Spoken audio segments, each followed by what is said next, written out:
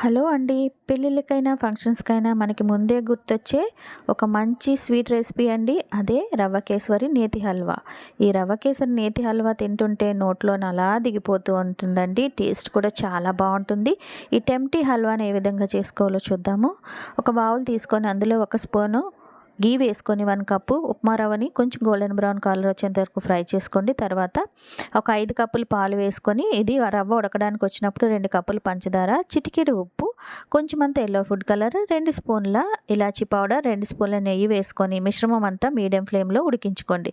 మిశ్రమం ఈ విధంగా దగ్గర పడిన తర్వాత కొంచెమంత జీడిపప్పు, కిస్మిస్ వేసేసుకొని సర్వ్ చేసేసుకుంటే ఎంతో టేస్టీగా ఉండే నేతి రవ్వ కేసరి హల్వా అయితే రెడీ అయిపోయిందండి. నాకైతే చాలా చాలా ఇష్టం. మరి మీకు ఇష్టమో లేదో, నేను చేసిన రెసిపీ నచ్చిందో లేదో కామెంట్ చేయండి. నచ్చితే ప్లీజ్ నా ఛానల్‌ని సబ్స్క్రైబ్ చేయండి. నన్ను నా ఛానల్‌ని సపోర్ట్ చేయండి. Thank you for watching.